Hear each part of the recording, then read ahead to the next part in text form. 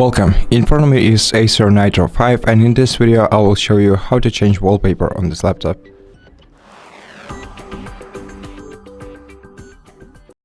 So first right click the desktop in any empty area, then click Personalize, then select background, then you can choose one of the four options for your Windows background. The first one is picture.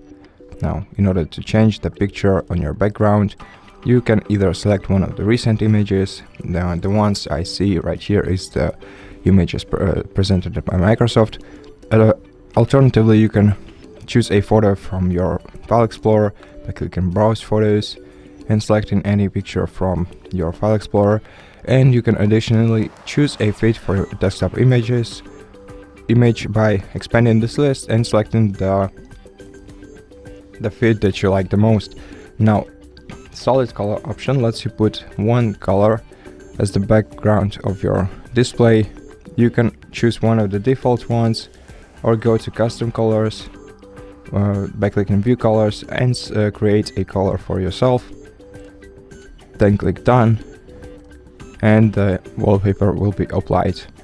Now the third option is a slideshow, and the slideshow is just a bunch of images that change every once in a while on your desktop.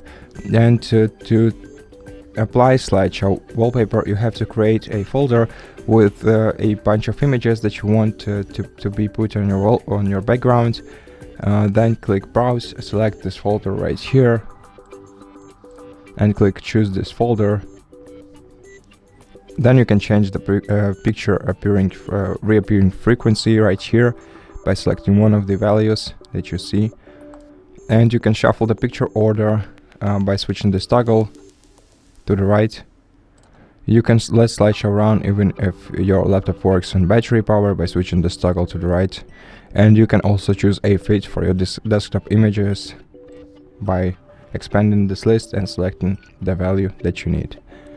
And the last option for your wallpaper is Windows Spotlight, and there is no settings to it.